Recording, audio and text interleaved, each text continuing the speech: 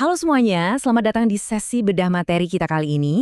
Hari ini kita bakal ngobrolin satu konsep yang kelihatannya simple banget, tapi benar-benar punya kekuatan untuk mengubah hidup kalian yang tadinya penuh kekacauan jadi jauh lebih tenang. Kita akan membedah salah satu hal paling krusial dalam keseharian kita, perencanaan. Oke, kita langsung masuk ke bagian pertama. Kenapa sih sebuah rencana itu penting banget? Kalian mungkin sering mikir, kenapa sih harus repot-repot bikin rencana? Bukannya kadang bertindak spontan itu lebih seru dan cepat? Nah gini, kalau urusannya sama target atau tujuan yang besar, bergerak secara spontan tanpa arah yang jelas, itu malah seringnya bikin kita muter-muter aja. Dan akhirnya bingung sendiri. Kalau kita mau pakai istilah sederhananya, perencanaan itu ya proses di mana kalian menentukan apa sih tujuan kalian, dan yang paling krusial, mencari tahu dengan tepat gimana cara kalian buat mencapainya. Jadi ini bukan cuma soal tahu di mana garis finishnya ya, tapi tentang benar-benar memetakan setiap batu pijakan di sepanjang jalan.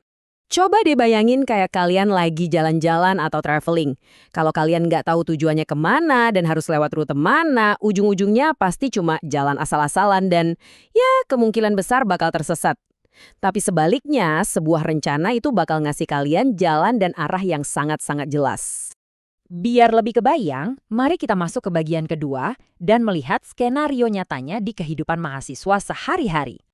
Bayangin, target utama kalian saat ini atau tujuan akhir dari perjalanan kampus kalian adalah lulus tepat waktu dengan nilai yang super memuaskan. Wah, ini sih impian hampir semua mahasiswa kan? Nah, masalahnya, kalau kalian jalan tanpa perencanaan, kalian pasti akrab banget sama yang namanya sistem SKS, alias kebut semalam. Suka nunda-nunda tugas dan berujung stres atau kewalahan. Benar kan? Tapi beda ceritanya kalau ada rencana matang. Kalian bisa pasang target nilai yang jelas dari awal, nyusun jadwal belajar yang rapi, dan waktu kalian buat hal lain pun jadi jauh lebih seimbang. Hasil nyata dari pendekatan terstruktur ini, hidup kalian otomatis bakal jauh lebih terarah. Nggak ada lagi tuh jantungan dikejar deadline. Dan secara mental, kalian bakal merasa jauh lebih tenang. Nah, sekarang di bagian ketiga kita akan bahas mekanismenya. 4 langkah utama dalam melakukan perencanaan. Kerangka dasar perencanaan ini sebenarnya simpel banget kok, cuma terdiri dari 4 tahap. Menentukan tujuan kalian, menyusun langkah-langkahnya, menetapkan batas waktu, dan terakhir, mengantisipasi kemungkinan hambatannya.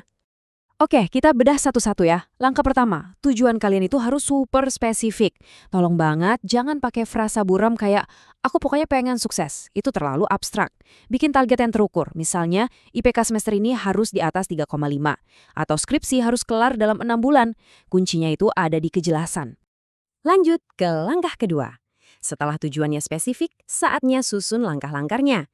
Di titik ini, kalian harus tahu persis kira-kira tindakan harian atau mingguan apa saja yang wajib banget dilakukan supaya kalian bisa beneran menyentuh target tadi. Langkah ketiga ini nggak kalah penting, tentukan batas waktunya. Kenapa ini wajib? Karena percaya deh, tanpa adanya tenggat waktu yang tegas, sebuah rencana hebat pun biasanya cuma bakal menguap dan berujung jadi wacana kosong doang. Terus langkah keempat, antisipasi hambatan. Artinya gini, kalian udah harus nyiapin strategi cadangan saat tiba-tiba rasa malas itu menyerang, atau mendadak ada kegiatan lain yang ganggu jadwal kalian. Ini penting banget supaya kalian bisa terus konsisten dan nggak keluar dari jalur. Bagian keempat, mari kita lihat gimana kalau prinsip-prinsip ini kita terapkan di dunia bisnis kecil.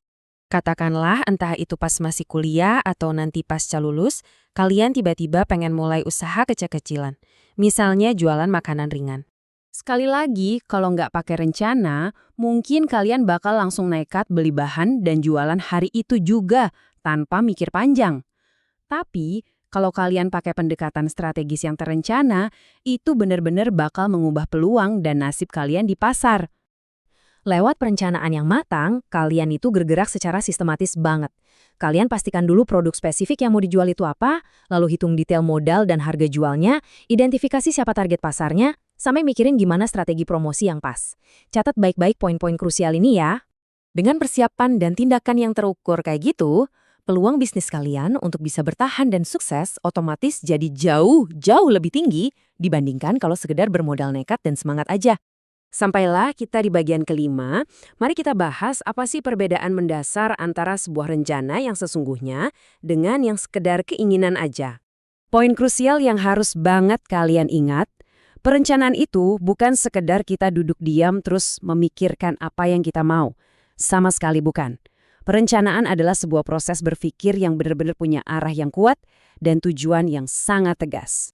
Makanya mulai sekarang, sebelum kalian ngambil tindakan besar apapun ke depannya, coba deh biasakan buat nanya ke diri sendiri dulu. Sebenarnya, apa sih tujuan utama saya? Dan gimana cara paling tepat buat mencapainya? Dan tolong selalu ingat satu pemikiran mendalam ini. Sebuah tujuan tanpa adanya perencanaan yang matang, jujur aja itu cuma sekedar angan-angan atau keinginan kosong. Hal itu nggak akan pernah tiba-tiba terwujud dengan sendirinya. Yang akhirnya membawa kita pada satu pertanyaan penutup. Pertanyaan simpel, tapi cukup provokatif yang saya harap bisa terus kalian renungkan setelah sesi bedah materi kita selesai hari ini.